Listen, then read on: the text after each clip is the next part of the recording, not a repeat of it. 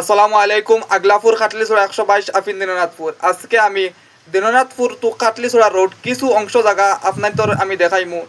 এই রোডের মাত্র 11 কোটি টাকার রিপেয়ারিং কাজ করানি হইছিল। আপনারা ভিডিওটা দেখুকা। আর এই কাজ করার 2 বছর হইতো না, 1 বছরে এই রোডের অবস্থা আপনারা কিছু অংশ দেখুকা। দেখো দিনাজপুরের রাস্তার অবস্থাটা। দিনাজপুরের রাস্তার অবস্থা সুজামে 10 বছর খাইয়া গেছেন। আর সুজাম সারে 10 বছর খাইয়া গেছেন, তাহলে তো সারা সারা মাথাইলে যাইতো না।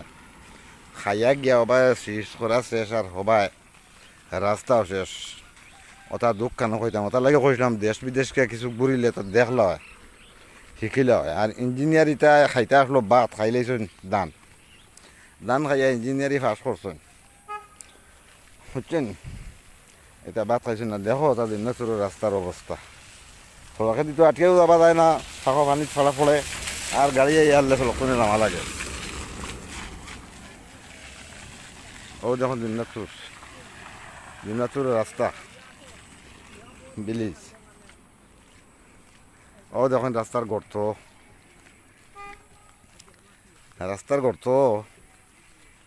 ও দেখো পা ও আস্তা রাস্তাওয়ালা। আর খাম বেশ টাকা না, 11 কোটি টাকার। ও দেখো, দেখতে রানি এটা মাছ চাললে মস্ত মাছ লই যাবা। ও ওই লোক দিনাজপুরের রাস্তা। এটা দেখাই করতাম কিতা, থোড়া আমার দিনাজপুর গ্রামর একটা পরিচয় দিলাম আরই, বুঝছেন নি। ও দেখুন ও তাকর ফিস হঠাৎ উঠিছে, উঠিয়া নাই আবার রিপেয়ারিং গাইছিল, রিপেয়ারিং আবার বাদেও দশাটা দয়া করে নজরও পড়ে। সে গোটা ঠিক করে দিও, আমরা রাস্তা গোটা ঠিক করে লাইন করে দিও।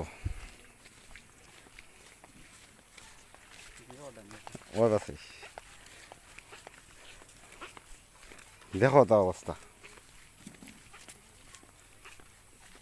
আরো তোরা জায়গা দেখাই আর ও হলো তোরা কত জায়গা আরামে পাইছি। 1-2 নলর জায়গার মাথা হইব আর ও শুরু। ও গাড়ি যাইতেও খিলা তখন রাস্তা মানুষ গেলে, হ্যাঁ গাড়ি বাড়ি মারে যদি। আর পানিটা শুকায় না। হো দেখুন আরো বাজুর অবস্থা।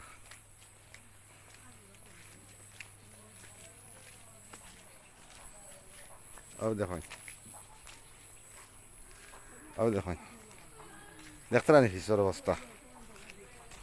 দেখুন